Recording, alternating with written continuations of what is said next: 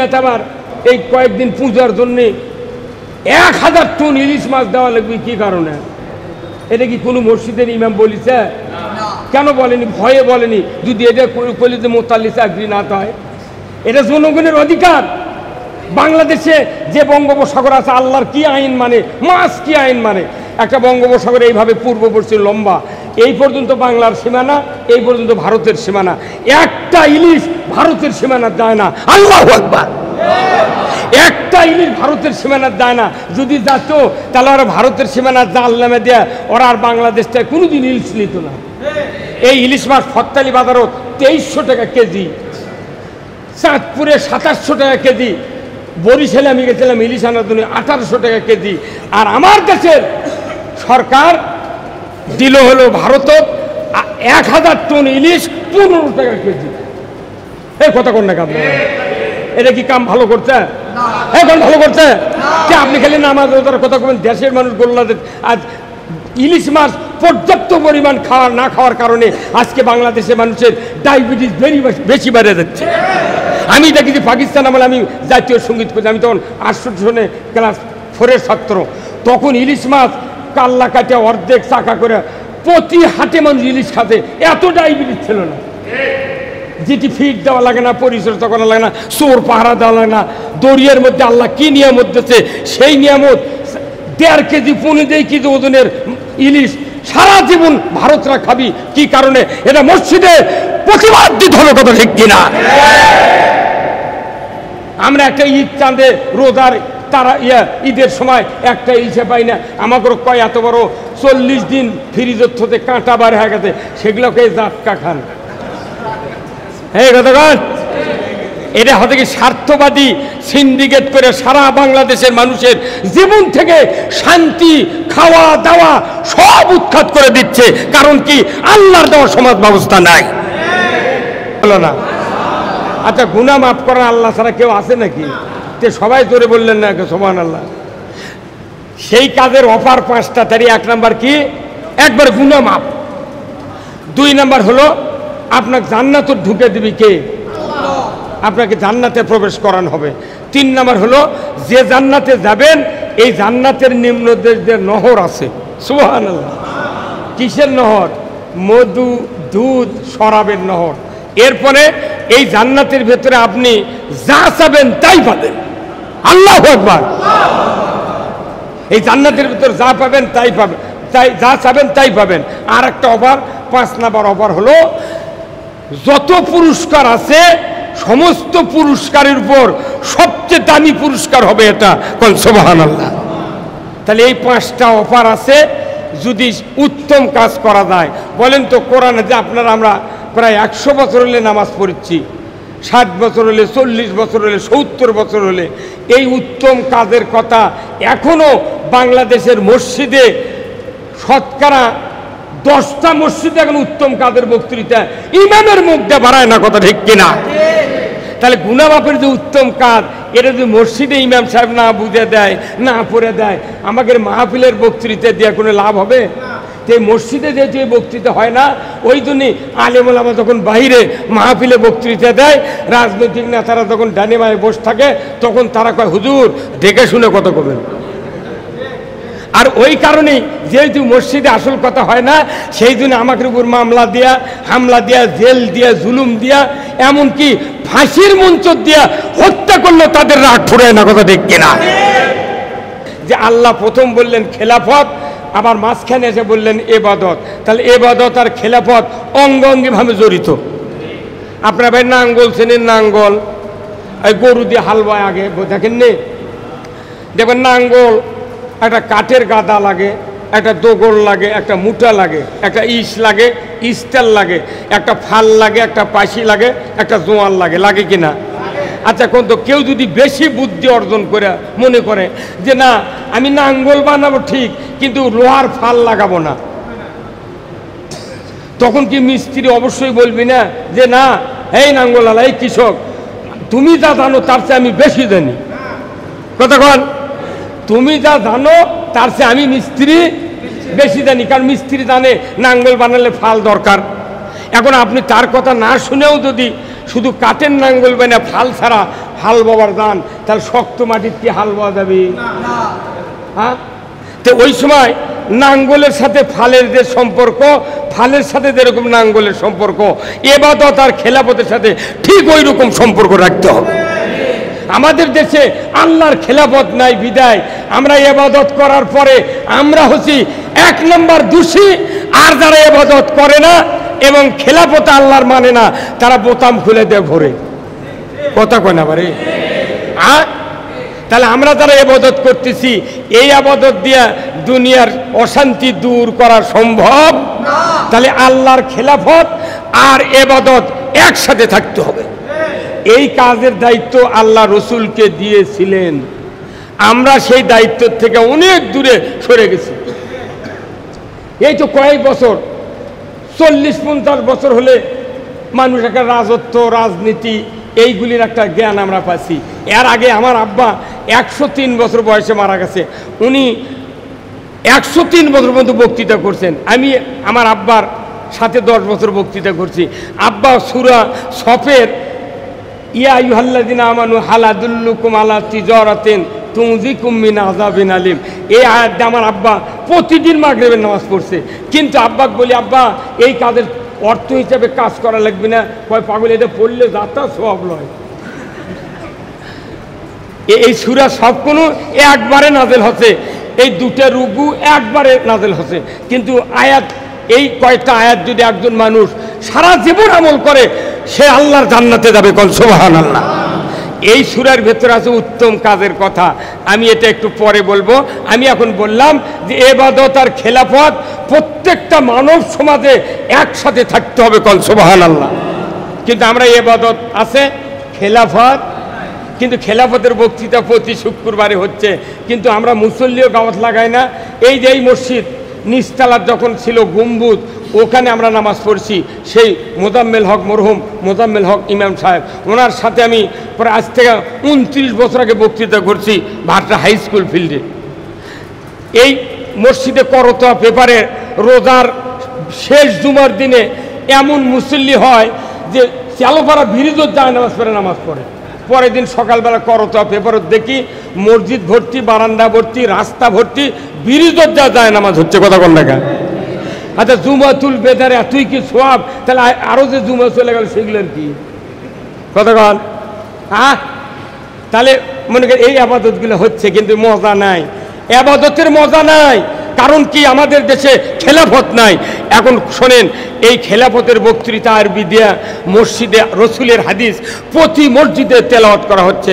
আমার রসুল বলছেন যে ওয়া সুলতানু জিল্লুল্লাহি ফিল আরদি মান আহানা সুলতানাল্লাহি ফিল আরদি আহানাহুল্লাহ। এটা হলো রসুলের সিরাত, এটা রসুলের পথ।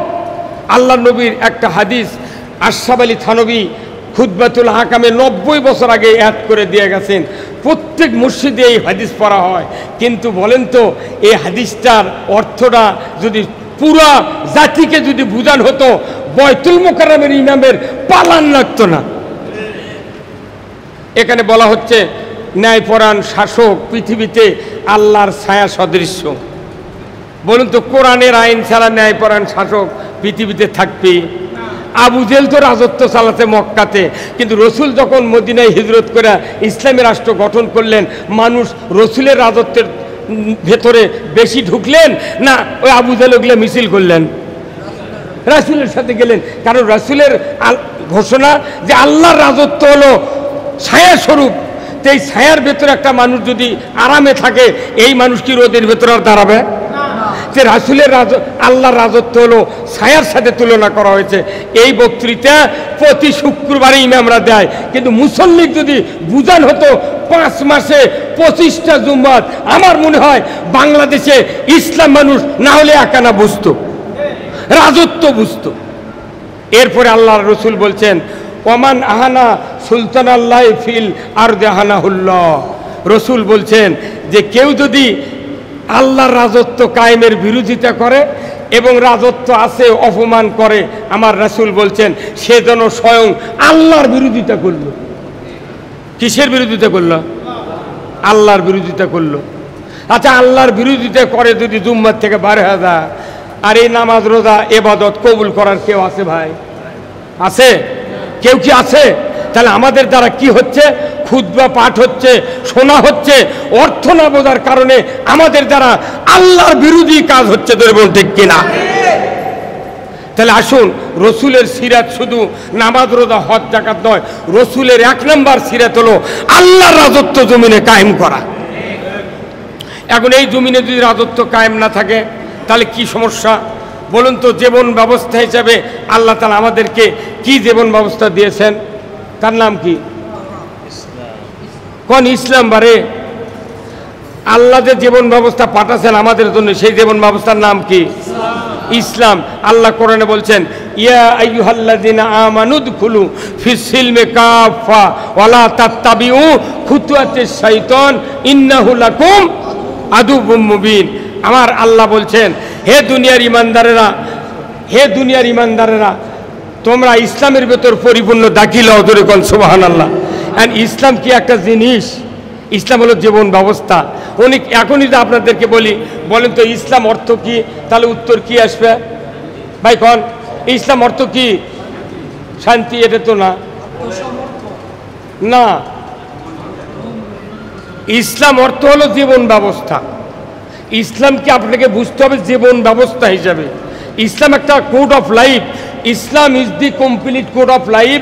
মানবতার জন্য ব্যক্তি, পরিবার, সমাজ, রাষ্ট্র, অফিস, আদালত, কোর্ট কাছারি, অর্থনীতি, সমাজনীতি, রাজনীতি, সকল ক্ষেত্রে যে ব্যবস্থা আল্লাহ তাআলা কোরআনে নাজিল করছেন, এর নাম হলো ইসলাম।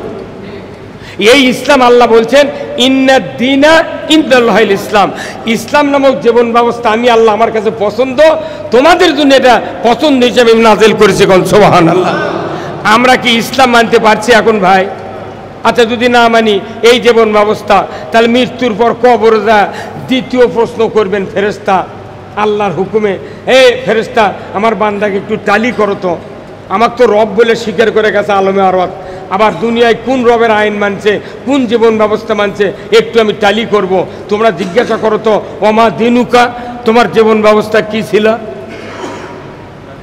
দিন মানে জীবন ব্যবস্থা। এখন আমি দিনের বাংলা না বুঝে খালি বলে গেলাম যে দিন আল ইসলাম। না, এই জীবন ব্যবস্থা হিসেবে ইসলাম আল্লাহ পাঠাচ্ছে, এটা জীবন ব্যবস্থা হিসেবে কবুল করে সেই পথে আমাদেরকে চলতে হবে। যদি ইসলামকে জীবন ব্যবস্থা মেনে না নিই, তাহলে আর কুফল কি? এর কুফল হলো আল্লাহ তাআলা কোরআনে বলছেন, ওয়ামাই ইয়াবতাগি গায়রাল ইসলামি দীনান ফালা ইউকবালা মিনহু ওয়া হুয়া ফিল আখিরাতি মিনাল খাসিরিন। এই আল্লাহর মনোনীত জীবন ব্যবস্থা ইসলাম বাদ দিয়া কেউ যদি তৈরি করা, মানুষের তৈরি করা জীবন ব্যবস্থা মেনে নেয়, তারই আন্ডারে যত ইবাদত করবি, আল্লাহ বলেছেন ইউকবালা মিনহু, তাদের কাছ থেকে একটাও কবুল করা হবে না। তাহলে আপনি চিন্তা করেন, আমরা যতগুলো আবাদত করতেছি অথচ ইসলামের কোনো তোয়াক্কাই করি না। জীবন ব্যবস্থা হিসেবে ইসলামকে মানতে হবে। এদিকে এই কথা বললি আমাকে বলে, হুজুর তুমি এমনি ভালো আছিলে, আবার রাজনীতি করো কেন? কি কথা কর না? কিন্তু রাজনীতি হলো সবচেয়ে উত্তম ইবাদত, উত্তম কাজ। জালিকুম খায়রুল লাকুম। রাজনীতির উপর, জিহাদের উপর পৃথিবীতে আর একটা উত্তম কাজ নাই। সাদ মরার কথা পরে, বাপরে মরার মরদ, একটা দিন মিছিল যায় না, মরছে। এই কথা কোন না?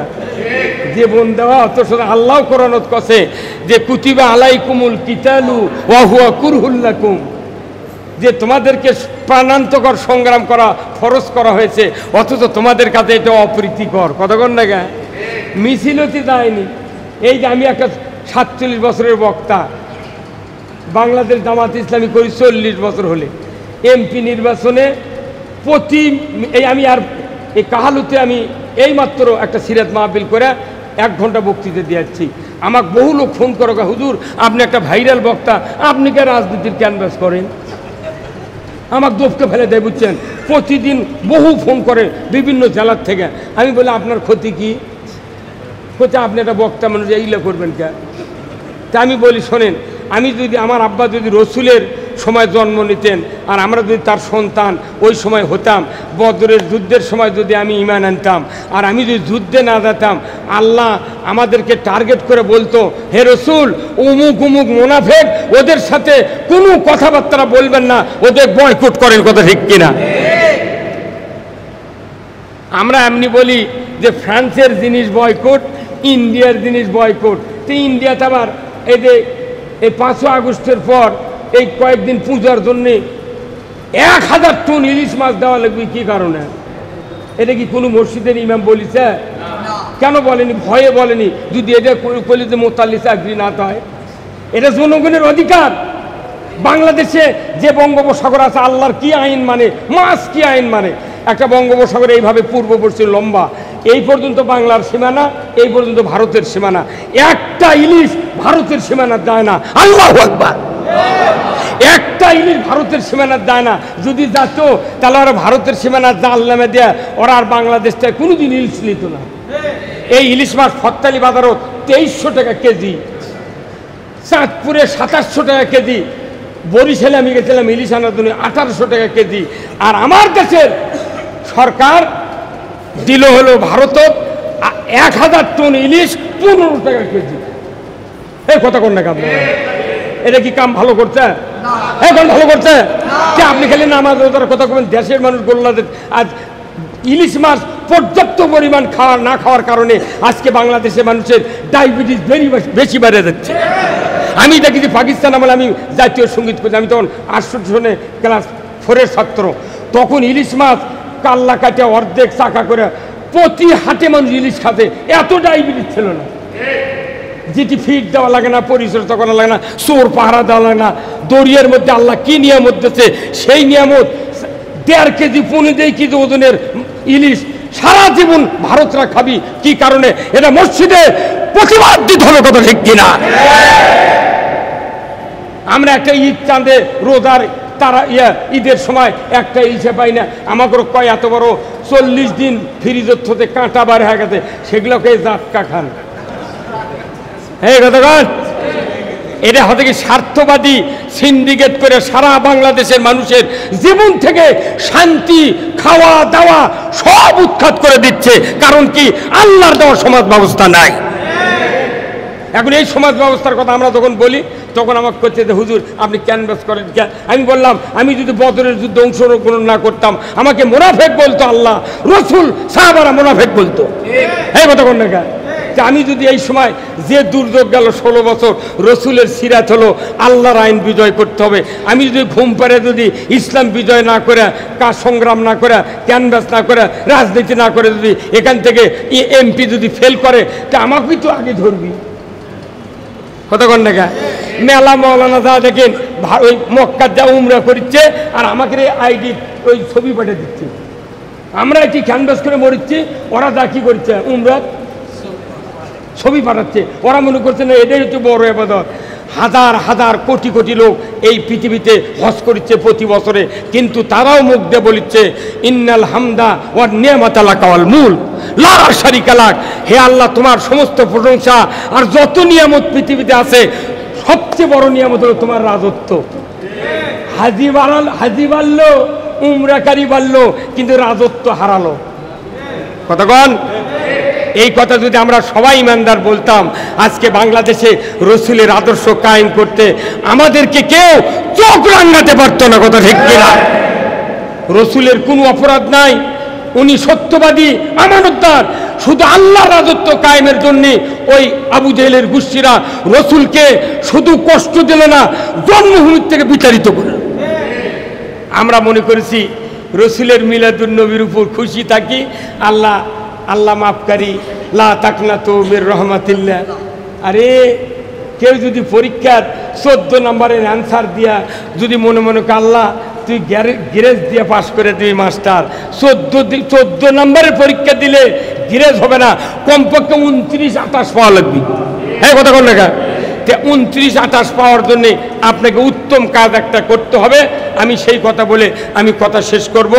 আমি বলছিলাম উত্তম কাজে 5টা অফার। সেই উত্তম কাজটা হলো ইয়া আইয়ুহাল্লাযিনা আমানু হাল আদুল্লুকুম আলা তিজারাতিন তুযিকুম মিন আযাবিন আলিম তুমিনুনা বিল্লাহি ওয়া রাসূলিহি ওয়া তুজাহিদুনা ফি সাবিলিল্লাহি বিআমওয়ালিকুম ওয়া আনফুসিকুম যালিকুম খায়রুল লাকুম ইন কুনতুম তা'লামুন। আল্লাহু আকবার। সবচেয়ে উত্তম কাজ হলো আল্লাহর জমিনে আল্লাহর বিধান কায়েমের জন্য সংগ্রাম করা।